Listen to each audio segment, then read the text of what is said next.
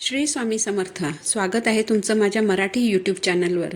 स्वामी महाराज तुमच्या सर्व चांगल्या इच्छा पूर्ण करोत हीच स्वामींच्या चरणी प्रार्थना करते आणि आज या व्हिडिओला सुरुवात करते.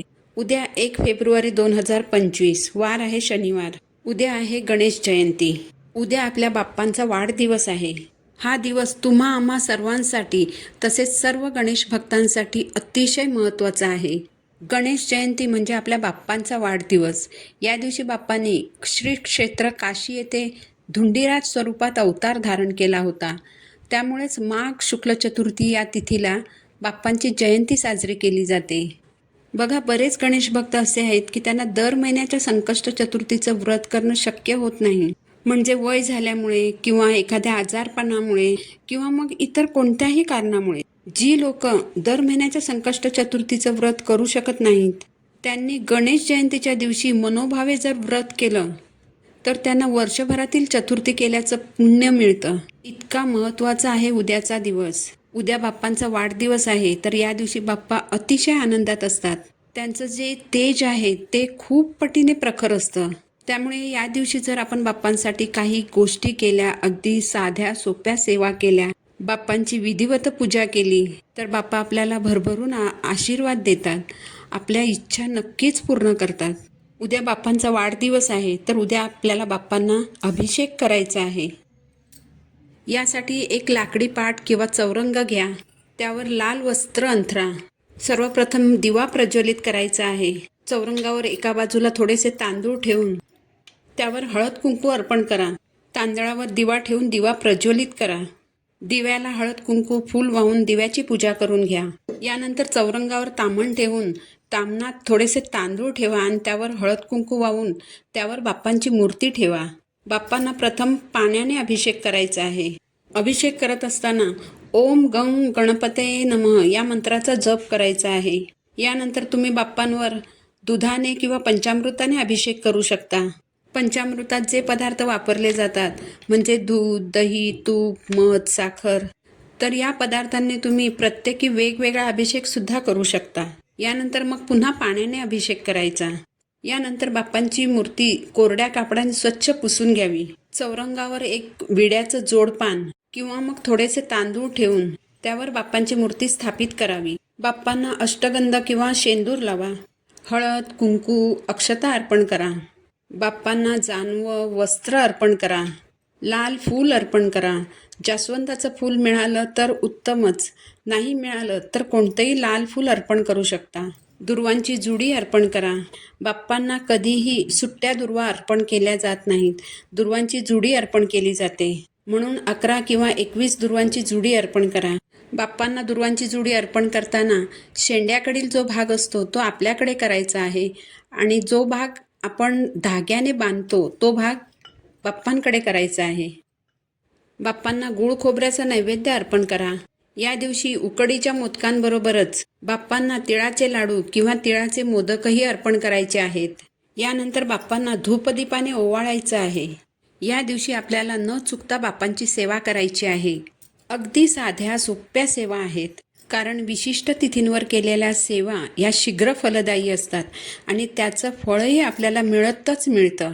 या दिवशी आपल्याला आपल्या घरासाठी, मुलांसाठी, मुलांच्या प्रगतीसाठी, आपली मुलं कार्यरत असलेल्या क्षेत्रात त्यांना यश मिळावं यासाठी, मुलांची बुद्धी तल्लख व्हावी, तसेच आपल्या घरातील वाईट शक्ती दूर व्हाव्यात यासाठी या दिवशी एक अगदी सोपी सेवा करायची आहे. ही सेवा दिवसभरात कधीही करायची आहे. सकाळ, दुपार, संध्याकाळी, अगदी कधीही तुम्हाला जेव्हा वेळ मिळेल तेव्हा ही सेवा करायची आहे. यासाठी 7 दुर्वांची एक जुडी बनवायची. एक दुर्वा जिला 3 पानं असतात अशा 7 दुर्वा घेऊन त्यांची एक जुडी बनवायची. अशा 7 जुड्या बनवायच्या. त्यानंतर एक दुर्वांची जुडी उजव्या हातात घ्यायची. बाप्पांच्या समोर बसायचं. दुर्वांच्या जुडीला म्हणजे दुर्वांच्या शेंड्याकडील भागाला हळद लावायची. एक दुर्वांची जुडी हातात घेऊन एक वेळेस अथर्व शीर्ष म्हणायचं. अथर्व शीर्ष म्हणून झाल्यानंतर दुर्वांची जुडी बाप्पांना अर्पण करायची. दुर्वांची जुडी बाप्पांना अर्पण करताना दुर्वांची जुडी बांधलेला जो भाग असतो तो भाग बाप्पांकडे करून ती दुर्वांची जुडी बाप्पांना अर्पण करायची.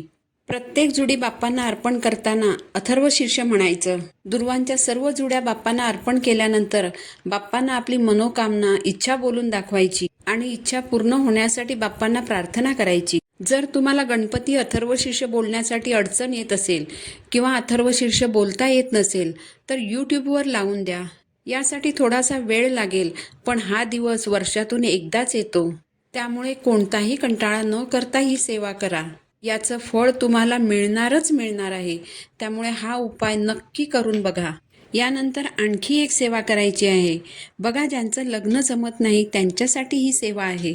अगदी सोपी सेवा आहे, पण ज्या व्यक्तीचं लग्न जमत नाही त्यानेच ही सेवा करायची आहे. म्हणजेच त्या मुलाने किंवा मुलीने ही सेवा स्वतः करायची आहे. यासाठी थोडेसे तांदूळ घ्यायचे. त्या तांदळांना हळद लावून ते पिवळे करायचे. तांदूळ पिवळे करण्यासाठी कलर लावायचा नाही. हळदीने पिवळे केलेले तांदूळच वापरायचे आहेत. हे हळदीने पिवळे केलेले तांदूळ म्हणजेच अक्षदा गणपतीच्या डोक्यावर टाकायच्या आणि गणपतीला प्रार्थना करायची की माझ्या डोक्यावरही लवकरात लवकर अक्षदा पडू देत. ही सेवा करताना अगदी मनोभावे ही सेवा करायची. उद्याच्या दिवशी चिमूटभर का होईना हळद बाप्पांना आवर्जून अर्पण करायची आहे. याचबरोबर आपल्याला एक अतिशय महत्त्वाची वस्तू जी बाप्पांना अर्पण करायची आहे ती म्हणजे शमीच्या झाडाचं पान आवर्जून आपल्याला बाप्पांना अर्पण करायचं आहे.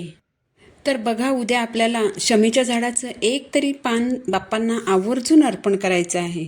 महादेवाच्या पिंडीवर सुद्धा शमीच्या झाडाचं पान वाहिलं जातं. शमीच्या झाडाचं पान अगदी बारीक बारीक पानांचं असतं. अगदी आपल्या लाजाळूच्या झाडाचं जसं पान असतं तसंच पान असतं.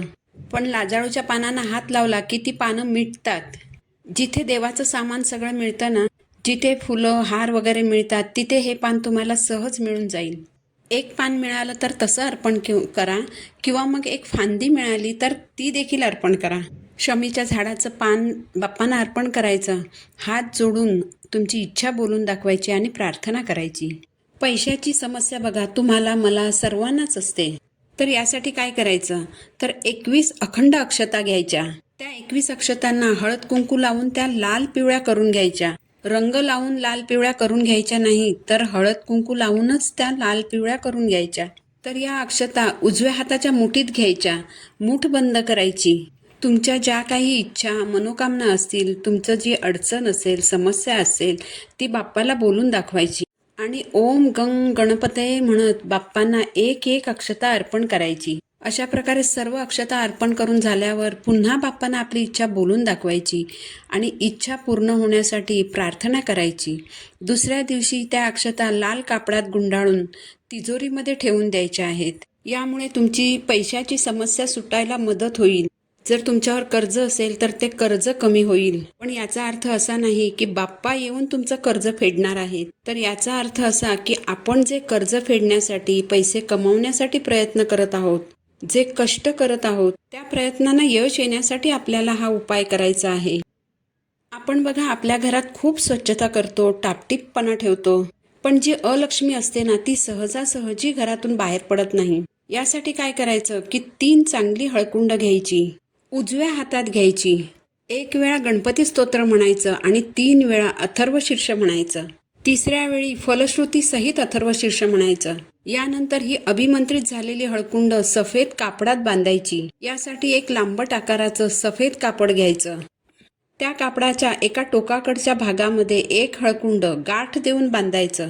हळकुंड कापडामध्ये बांधत असताना ओम गंग गणपते या मंत्राचा जप करायचा आहे. नंतर दुसरं हळकुंड ओम गंग गणपते म्हणत कापडाच्या मधल्या भागात गाठ देऊन बांधायचा आणि मग तिसरं हळकुंड ओम गंग गणपते म्हणत कापडाच्या दुसऱ्या टोकाकडच्या भागामध्ये गाठ देऊन बांधायचं आहे. नंतर हे कापड आपल्या घराच्या दरवाजावर बांधायचं आहे, मुख्य दरवाजावर बांधायचं आहे. आपण घरातून बाहेर पडत असताना दरवाजाची जी उजवी बाजू असते त्या बाजूला दरवाजावर हे कापड उंचावर बांधायचं आहे. हळद ही लक्ष्मीकारक आहे.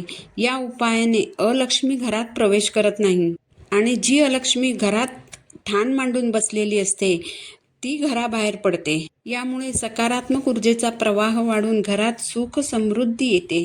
अपयशाची जी मालिका चालू असते ती खंडित होते. घर गोकुळासारखं होतं, घरात सुखसमृद्धी येते. तर व्हिडिओमध्ये जे उपाय सांगितले आहेत त्यातील जेवढे तुम्हाला जमतील तेवढे उपाय करण्याचा नक्की प्रयत्न करा. माहिती आवडली असेल तर व्हिडिओला लाईक करा, चॅनलला सबस्क्राईब करा. पुन्हा भेटू नवीन व्हिडिओसोबत. श्री स्वामी समर्थ.